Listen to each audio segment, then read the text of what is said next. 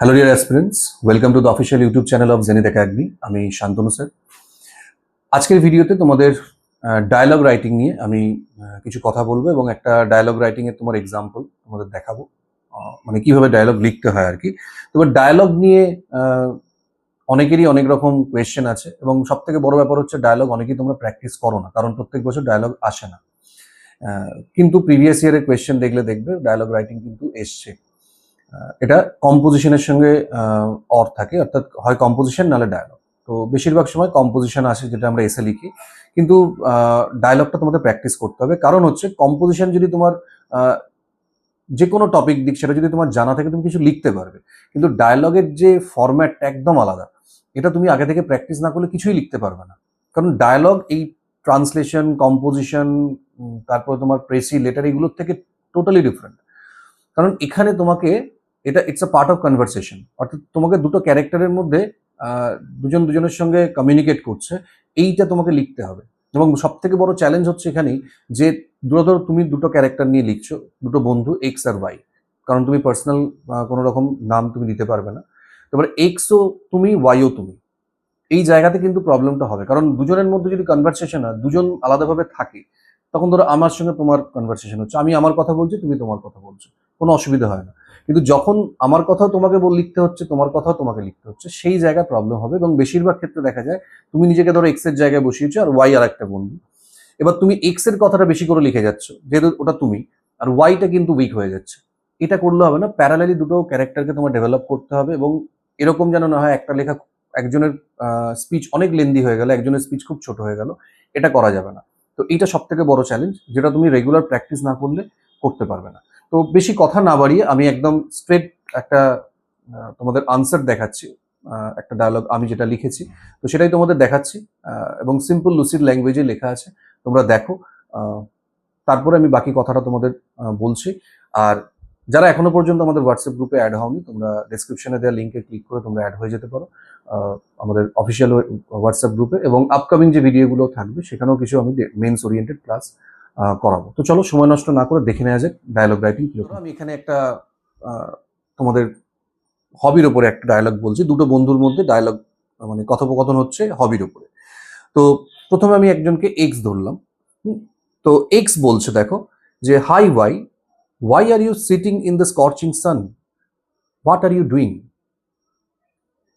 Why বলছে, hello dear, actually I am preparing soil for my plants. এবার প্রথমেই আমি যদি একদম ডিরেক্ট টপিকে ঢুকে যাই, সেটাও শুনতে ভালো লাগবে না, তাহলে আমাকে একটা ইন্ট্রোডাকশন দিতে হবে যার মধ্য দিয়ে আমরা টপিকে ঢুকবো। তাহলে এখানে সেটিংটা কিরকম, যে হয়তো ছাদে বসে ওয়াই কোনো কাজ করছে, মানে তার যেটা হবি আর কি। তো যখন এক্স এসছে তাকে ডাকতে, তখন এক্স যে কি বলছে, যে এই রোদের মধ্যে তুমি কেন বসে আছো, কি করছো তুমি? তখন ওয়াই বলছে কি, যে আমি গাছেদের জন্য মাটি তৈরি করছি। এক্স বলছে, what, are you mad, please stop this nonsense and go to your room, you will feel sick. বলছে, তুমি কি পাগল হয়েছো নাকি? এত রোদের মধ্যে কেউ ছাদে বসে গাছের জন্য মাটি তৈরি করে? এক্ষুনি ঘরে চলে যাও, নাহলে অসুস্থ হয়ে যাবে। ওয়াই বলছে, no my friend, I love gardening, it gives me pleasure. তো বলছে, না না, অসুস্থ হব না, এটা আমার একটা ভালো লাগে, এটা আমার ভালোবাসা, এটা আমার শখ, আমি গার্ডেনিং ভালোবাসি। ওয়াই বলছে, haven't you found any other hobby like reading books, listening to music, watching movies etcetera? তুমি কি আর কোনো হবি পাওনি এই গাছ লাগানো ছাড়া? কত হবি আছে, বই পড়তে পারো, তুমি গান শুনতে পারো, মুভি দেখতে পারো। Because gardening is a laborious hobby, it needs much effort to grow the plants. I love music, I spend hours listening to different songs in my room, it refreshes my mind. তার মানে এখানে কি বোঝা যাচ্ছে, যে x একটু পরিশ্রম আছে যে কাজে, সেটাকে একটুখানি অ্যাভয়েড করে আর কি। তো এক্স এর এই গার্ডেনিং হবিটা পছন্দ হয়নি, যেটা ওয়াই এর আছে। তো সেই জন্য সে তার এগেনস্টে তার লজিক দেখাচ্ছে আর কি, যে এটা তো অনেক লেবোরিয়াস একটা হবি, প্রচন্ড পরিশ্রমের দরকার লাগে। তো তার থেকে বরং এই এই সমস্ত গান শোনা, বই পড়া অনেক সহজ, ঘরেতে বসে আরাম করে পড়া যায়। এই জন্য এক্স বলছে আমার মিউজিক ভালো লাগে, আমি গান শুনতে ভালোবাসি, আমি ঘন্টার পর ঘন্টা গান শুনে কাটিয়ে দিতে পারি। এটা আমার মাইন্ডটাকে রিফ্রেশ করে। আচ্ছা, এবার তাহলে ওয়াই কি বলছে? ওয়াই বলছে, look, different people have different hobbies. হতেই পারে তোমার গান ভালো লাগে, কিন্তু তার মানে এই নয় যে সবার গান ভালো লাগতে হবে। আলাদা, মানে বিভিন্ন মানুষের বিভিন্ন রকম হবি থাকতে পারে। That doesn't mean the hobbies that you don't like are not good at all.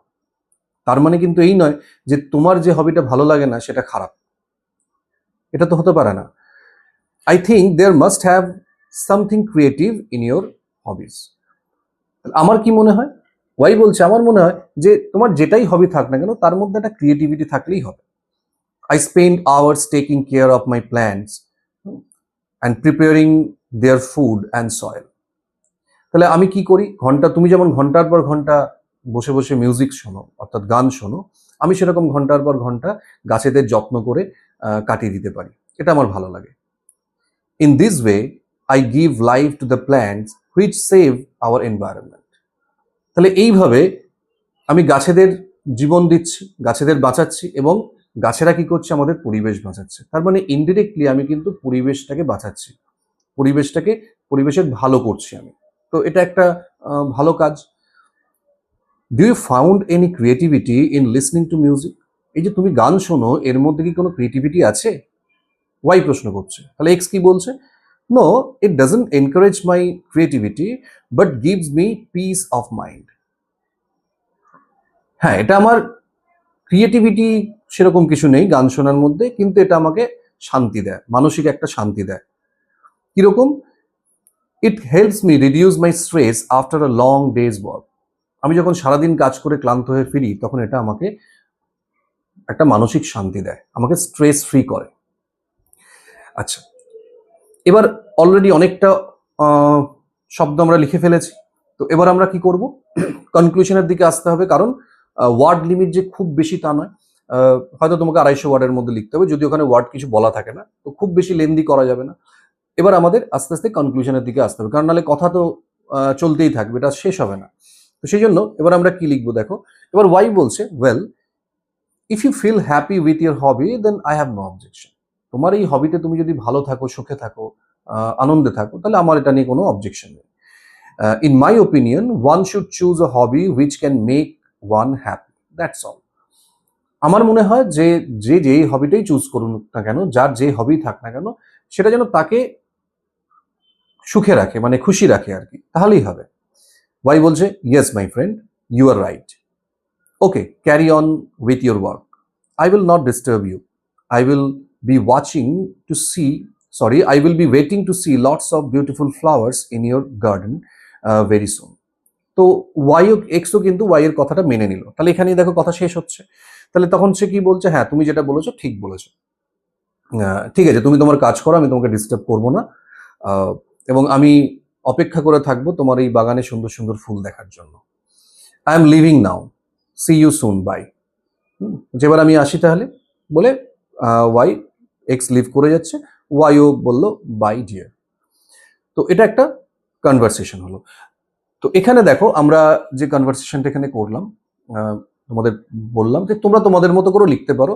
তো যতটা তুমি মানে লেখার ফ্লোটা যত ভালো থাকবে, তত কিন্তু তুমি নাম্বারটাও ভালো পাবে।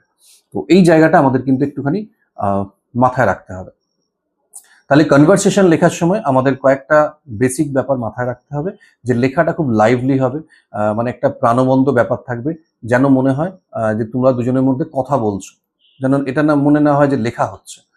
এবং এই ক্যারেক্টার দুটোকে প্যারালালি ডেভেলপ করা, দুটোর মধ্যে ব্যালেন্স মেনটেন করা, এটা হচ্ছে সব থেকে বড় চ্যালেঞ্জ। তো তার জন্য কিন্তু তোমাদের একটু পড়তে হবে। যেমন দেখবে বিভিন্ন ড্রামা, নাটকগুলো পড়লে খুব ভালো কনভারসেশন শেখা যায়, কারণ ওটা পুরোটাই কনভারসেশন থাকে নাটকের মধ্যে।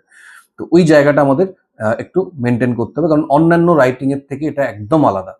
কারণ এখানে তোমার ক্যারেক্টারগুলোকে তোমাকে নিজের জায়গায়, মানে ক্যারেক্টারের জায়গায় নিজেকে রেখে তোমাকে লিখতে হবে। দুটো ক্যারেক্টার থাকলে দুটো ক্যারেক্টারকেই মানে তোমাকে ডেভেলপ করতে হবে, তোমাকে ওই ক্যারেক্টার দুটোর যে কথা বলছে সেটাকে লিখতে হবে।